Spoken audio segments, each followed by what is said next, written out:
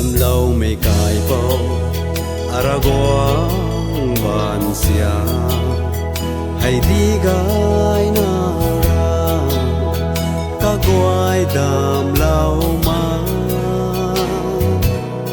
sinh bút các quai lệ in giang đi ta giao thiền lim khâu in thác nô thua nê cái bao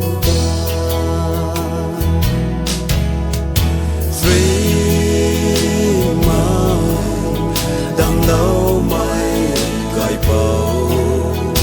ram quay thì nay lâu mãi cu man sai na rồi nang quăng tan quay thì hai thái ngâm thui mang đam mê ra gom ban sia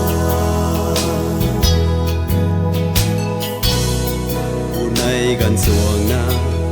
riu adi gai sâu sa ngâm ma ghê ra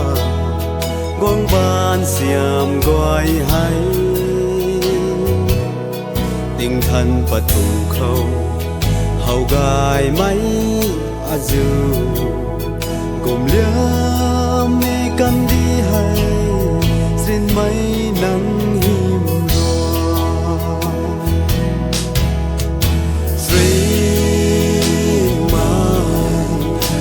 lâu mây cài bao ram quay thì nay lâu mãi cu man sai na rồi nang quăng tan quay thì hai thái ngâm thui mang đam mê ra quang ban sia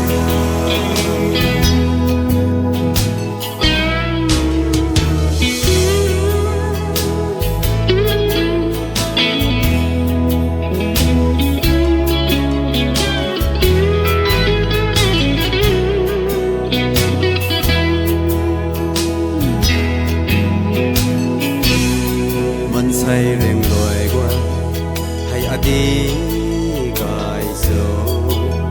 khát khát ta gian na lung khang đam lao quê mây kinh tật cần thế cả thân quang đất rê nàng rui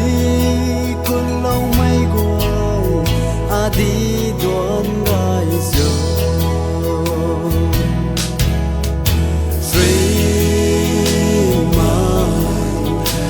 lâu mây cài bao